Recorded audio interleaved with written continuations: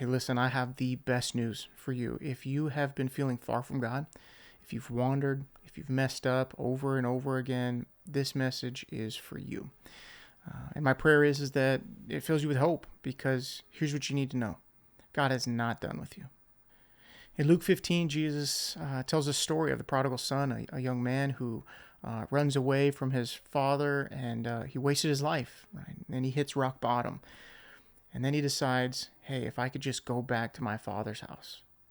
Right, and here's the part that gets me every time when I read this. It says, while he was still a long way off, his father saw him and was filled with compassion for him. He ran to his son, right, and he threw his arms around him and he kissed him. That's what it says in Luke 15, while he was still a long way off. Some of you feel like you're a long way off, right? You're too messed up. You're too far gone, too deep in repetitive sin to turn back to Jesus. Maybe you think that you have to somehow clean your life up before you can come to him, or get your life together before coming to God and fix the issues that you're dealing with. But that's not the gospel. Romans 5:8 says, while we were still sinners, Christ died for us. While, not after. God's love for you isn't waiting on your perfection. He's not standing at the distance, arms crossed, super mad at you, waiting for you to just prove yourself and get it right. No. He's running toward you with his arms wide open. So you got to stop believing the lie that God is done with you. The enemy wants you to believe that your sin is just way too great. You're way too big of a mess up and a failure. And this disqualifies you. But Jesus already knew exactly what you were going to struggle with. Right? He chose you at the cross. That's the truth. You have never lost your place with the Father. Look at the prodigal son. No matter how far he ran, he was still a son. His identity, it never changed. Only the way the son thought about it and was living his life. He was living in this false identity of who he was created to be. And he ran back, and as he moved towards repositioning himself as the true son of his father, man, he was so welcomed. And if you've put your faith in Jesus, your failures, they don't define you, right? Your struggles, they don't remove your sonship, your being a child. The Bible's really clear, and this is one of my favorite verses. It's like saved me so many times after I've botched it in life.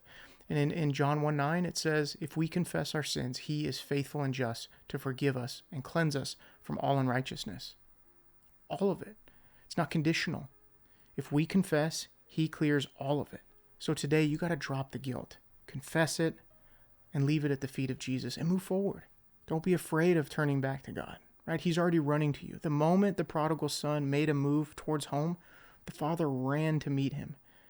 And that's what God is doing to you today. So no matter how far you've gone, Jesus is always one turn away. You don't have to climb and claw your way back. You don't have to earn your way back. You just got to turn back to Jesus. In James 4:8, it says, draw near to God and he will draw near to you. That means no matter where you are in this journey, if you turn back to him, even with all your struggles and your doubts and your failures, he's already reaching out for you. So many people come back to God, but they're still dragging the weight of all of their past behind them. Right? They keep rehearsing their failures, thinking, man, God is still disappointed with me because I did this. Or we just keep pointing back to that one big mess up in our life. Well, yeah, but I really botched it here, so the rest of my life is going to be crappy because I got to pay for that. No, God loves to restore. He's got a good hope and a good future. We see this in Philippians, and it's so clear. Philippians 3:13, forgetting what is behind and straining towards what is ahead, I press on towards the goal. That means no more guilt trips, no more replaying your past, no more believing the lie that God sees you as anything less than his beloved child. God has called you to live in freedom, and I hope that you choose to do that. Because we can't really be super effective if we're married to our past. We got to divorce that, leave it behind, and move forward into the work that God has for each of us to do. So I hope this was an encouragement, a reminder that Jesus paid for all of it. You can move forward in freedom.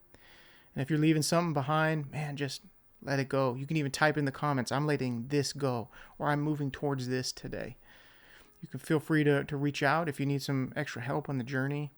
Love to walk with you, through whatever it is that you're dealing with. Remember, we're all in this together, right? We're all making the same journey. We're all doing it.